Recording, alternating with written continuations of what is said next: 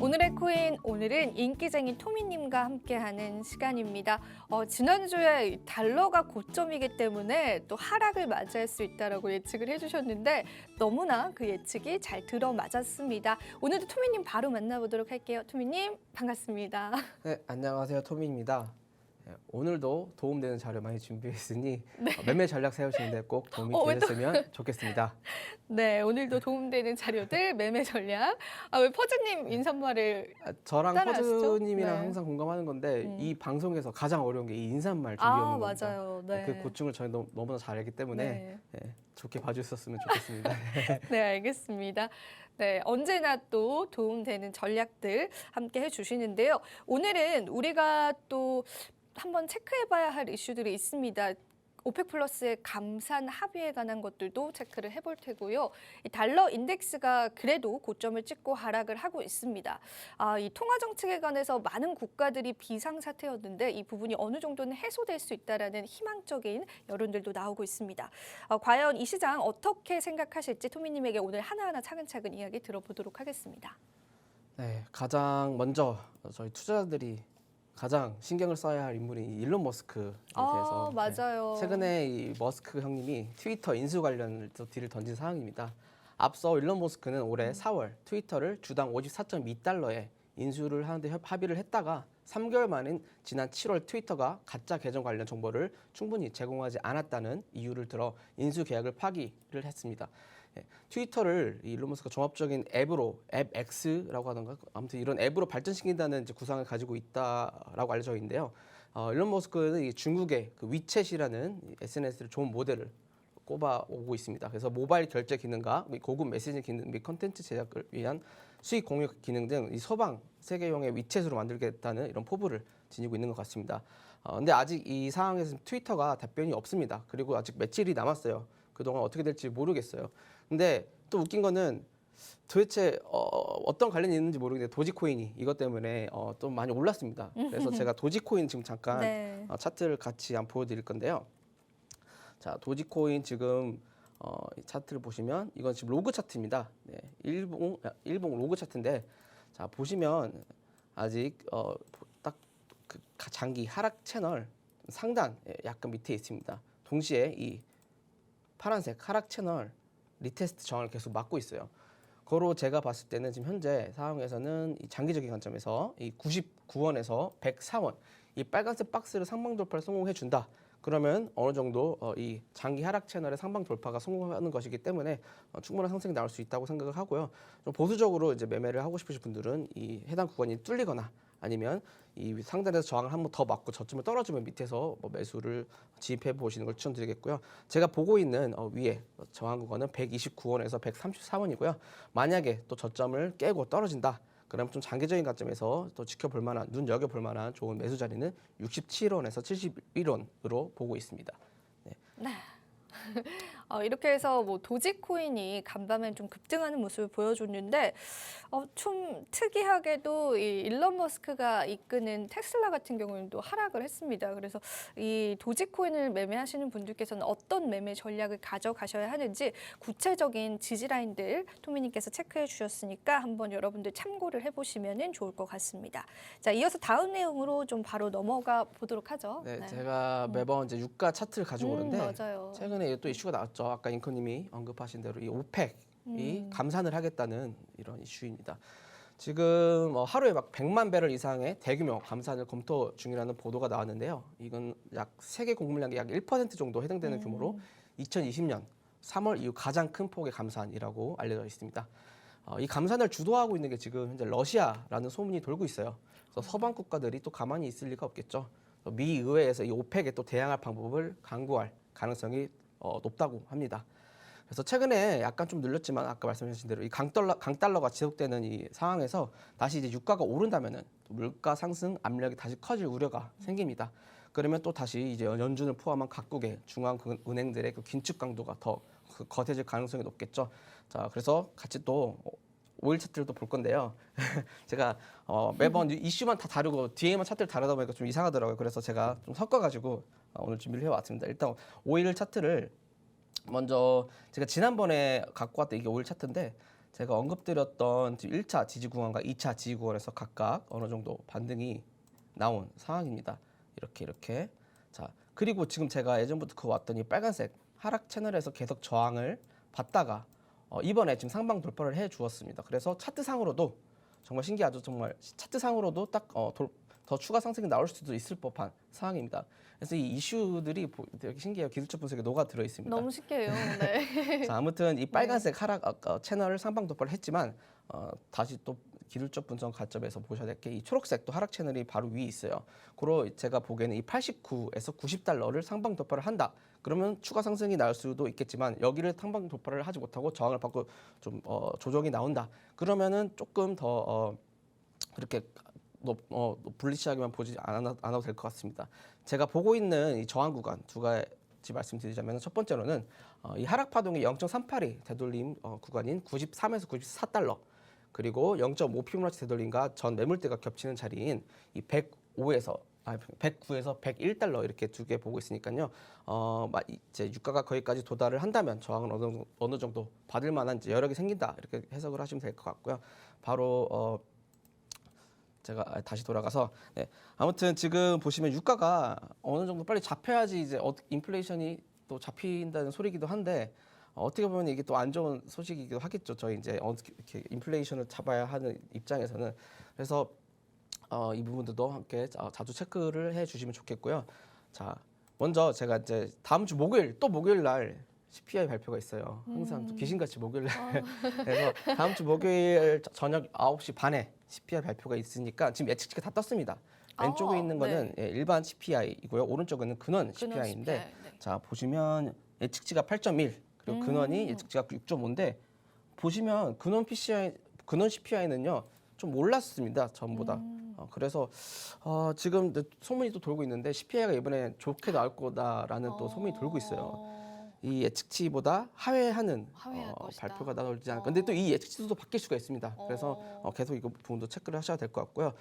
제가 따라서 지금 패드워치 잠깐 보고 가실 건데 제가 지난번에도 언급드렸다시피 11월 달에는 75bp 그리고 12월 달에는 50bp가 금리 인상이 단행될 가능성이 높다고 말씀을 드렸죠. 지금 약 70%의 확률로 75bp가 우세하고 상황이고요. 이 변화 추이를 보자면은 이때가 지난 금리 인상일이었고 이때 이후로 이 가운데가 0.5죠. 그래서 이 파란색 이제 50bp 네. 확률 위에가 이제 75bp인데 뭐 이게 내려와서 이렇게 만약에 크로스가 된다. 그러면 이제 어떻게 그게 되게 의미 있게 봐야 할 시그널이겠죠. 아직까지는 뭐 별다른 이상이 없어 보입니다. 제가 이제 국채 금리를 요즘에 자주 보는데 생각보다 이 국채 수익률 혹은 국채 금리가 이런 CPI라든지 연준의 매파적인 정책이 나올 확률 이런 걸 되게 잘 반영을 해주더라고요. 그래서 그런 것 같아요. 요즘에. 네, 맞습니다. 네. 다 요즘에는 그냥 증시가 오르면은 인플레이션 잡히고 있구나. 떨어지면은 못 잡히고 있구나. 이렇게 생각해도 그러게요. 무방할 네. 정도로. 자, 아무튼 제가 지난번에 이거를 들고 왔었는데 이 빨간색은 기준금리고요. 이 파란색들은 국채금리 10년물, 5년물, 2년물이고 이 초록색은 제가 이 패드워치를 산출할 때 사용되는 이 국채금리 1월 월물입니다. 그래서 보시면 제가 지난번에 갖고 왔을 때가 여기 딱 고점이었는데 그 이후로 다 좀 어느 정도 꺾인 모습이에요. 그래서 지금 제가 다음 금리 인상이 75bp를 예상을 하고 있지 않습니까? 그래서 얘가 이 정도 이렇게 올라갈 텐데 이 연분홍색 안에서 머물고 있으면 어떻게 보면 이제 뉴트럴 중립이고 더 밑으로 떨어진다. 이 오렌지색이 더 머물러 있으면 어떻게 보면은 약간 이제 인플레이가 잡히고 50bp가 나올 확률이 높아질 수도 있다고 이제 해석을 하시면 될 것 같고요. 만약 금리가 계속 올라서 이 빨간색 영역에 계속 머문다. 그러면 100bp까지 더 가는 100bp까지는 건가요? 또 생각을 해야 한다고 이제 그렇게 해석을 하면 되는 차트입니다. 네. 네, 이렇게 해서 오늘 거시적인 문제들도 하나하나 다뤄주셨는데요. 일단은 오일 관련해서 오펙 플러스가 또 한 번 감산 합의를 결정을 했습니다. 우리가 참 봐야 할 지표들이 많은데 이렇게 유가 관련해서도 또 이렇게 신경을 써야 하나 그렇게 생각하시는 분들도 많을 텐데 사실 이 석유 관련해서는 아무리 신재생 에너지가 계속해서 생성된다고 하더라도 당분간은 우리가 계속 사용할 수밖에 없는 에너지 원 중에 하나입니다. 그래서 이 오펙 플러스의 이런 감산 합의가 우리 국내 시장뿐만 아니라 세계 시장, 암호화폐 시장에도 영향을 줄 수 있다라는 부분은 저희도 동의할 수밖에 없는 부분들이고요. 그리고 CPI 지표가 이제 또 다음 주에 발표가 되는데 시장의 예상치를 하회할 것이다라는 여론들이 좀 많이 조성되고 있는 상황입니다. 하지만 일단은 우리가 지켜봐야 할 그런 필요가 있고요. 패드워치 같은 경우에도 토미님께서 살펴주셨는데 그럼 다음 자이언트 스텝, 빅 스텝이냐, 울트라 스텝이냐 이런 부분도 관심 있을 텐데 아마도 75bp를 계속 단행할 가능성이 있다라고 하는 부분들도 여러분들 기억해 주시면 될 것 같고 요즘에는 좀 증시와 디커플링 관계가 극심해져 가고 있는 국채 금리에 관해서도 분석을 해 주셨는데 장단기 금리의 역전 현상 역시도 하루빨리 좀 잡혀야 한다라는 의견들이 많습니다. 그 부분까지도 저희가 계속해서 한번 체크를 해보도록 하겠습니다. 네, 이렇게 해서 오늘 거시적인 문제들 좀 훑어주셨는데 혹시 추가적으로 더 하고 싶은 말씀 있으실까요? 네, 있습니다. 달러를 제가 네, 달러 한번 볼까요? 봐야 되는데 네. 달러가 너무 중요하죠. 제가 지난번에 가져온 달러 차트입니다. 네. 제가 지난번에 이 빨간색 채널 상단에 머물러 있으니 어느 정도 저항이 나올 수도 있다라고 말씀드렸는데 지금 약 4%의 하락이 출현했고요. 이 달러 인덱스 차트가 이 밑에 이 빨간색 상승 채널 하단을 하방 이탈을 만약에 한다면 추가 하락이 나올 수 있을 것 같습니다. 108.6에서 109.2포인트인데 쉽게 제가 봤을 때 뚫려줄 것 같진 않아요. 만약에 뚫린다라고 하면 이제 밑에 제가 보고 있는 이제 지지 구간은 104.8에서 105.4포인트 이렇게 보고 있고요. 또 환율 또 제가 가지고 왔는데요. 자, 환율은 제가 지난번에 신기하게도 지난번에 딱 말씀드렸던 데가 여기였거든요. 지금 어느 정도 맞고 떨어진 상황입니다. 제가 생각했던 저항 구간을. 그래서 보시면 지금 만약에 추가 상승이 나온다. 제가 봤을 때는 이거는 약간의 그 쉬어가는 타임 조정이라고 봐도 될 것 같아요. 이게 뭔가 의미 있는 이제 또 하락세가 나올 것 같지는 않고요. 어느 정도 주춤해가는 그런 시기인 것 같습니다. 아무튼 더 올라간다면 이제 1472에서 1482원 이렇게 저항 구간 보고 있고요. 제가 보고 있는 지지 구간은 밑에서 대기해 볼 만한 지지 구간은 1355원에서 1365원 그리고 1312원에서 1322원입니다. 이렇게 보고 있으니 해당 부분들 잘 참고하시기 바라겠습니다. 네. 이 달러도 현재는 좀 조정을 받고 있고 지금 보여주시는 차트는 원달러 환율 기준으로 해주시는 차트이신 거죠? 네. 네, 원달러 환율 같은 경우에도 하루빨리 좀 조정이 나와줘야 되는데 1372원에서 1482원을 또 첫 번째 조정 지지 구간으로 여러분들이 기억하시고 추가적인 내용들은 다시 한 번 더 복기를 해보시면 좋을 것 같습니다. 네, 달러까지 두둑하게 하나하나 차근차근 또 다 살펴주셨는데요. 비트코인에 관한 차트 분석들도 저희가 들어봐야 되잖아요. 그래서 맞습니다. 지금 그래도 2만 달러 선에서 계속 좀 지지해주고 있는 그런 느낌이 드는데 보다 구체적으로 한번 우리 차트쟁이 토미님에게 한번 이야기 들어보도록 할게요. 네. 차트쟁이. 네. 자, 지금 많은 전 세계 비트코인을 트레이딩하는 많은 사람들이 네, 다 네. 보고 있는 이 추세선, 이 오. 파란색 하락 추세선 되게 오랫동안 유지가 되어 왔습니다. 이게 이 작년에 이 고점에서부터 형성된 추세선인데요. 이게 요즘엔 이런 게 있어요. 누구나 다 보고 있으면은요, 이게 쉽게 이렇게 자리를 안 줍니다. 뚫리더라도 한번 이렇게 털고 올라가던가 아니면 뚫리는 척하고 내려가던가. 그래서 지금 약간은 조금 의심을 해봐야 될 것 같아요. 너무 많은 사람들이 보고 있어서. 그래서 제가 추천드리고 싶은 거는 여기 있는 이 빨간색 조금 더 단기적인 관점에서의 추세선이죠. 이 빨간색 하락 추세선까지 상방 돌파를 해준 다음에 어느 정도 주봉 정도의 이상의 그 캔들 봉이 마감을 한다 위에서 그러면 조금 더 좋게 봐도 될 것 같습니다. 지금 상황에서는 아직 이 빨간색 하락 추세선은 돌파를 성공하지 못한 상황이기 때문에 뭐 이렇게 사이 중간에 낑겨서 이렇게 갈 수도 있는 거거든요.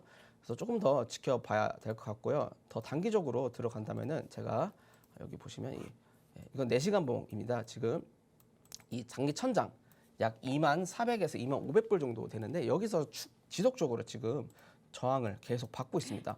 오늘 아침에도 지금 받고 지금 뚫을락 말랑 하고 있네요. 돌파를 시도 중인데 여기를 돌파를 하고 이 위에서 아까 말씀드렸던 이 빨간색 추세선 위에서 뭔가 좀 의미 있는 캔들봉이 종가 마감을 한다. 그러면은 이후에 이렇게 리테스트 나올 때라든지 아니면 조금 더 조정이 회기가 더 많이 나온다면 이런 데서 또 들어가 보셔도 될 것 같습니다. 그래서 아직까지는 좀 보수적이신 분들 조금 더 스윙 매매를 하시는 분들은 더 기다리시는 게 좋을 것 같고요. 제가 보고 있는 이 지지 혹은 저항 구간들은요. 여기 제가 써놨습니다. 자,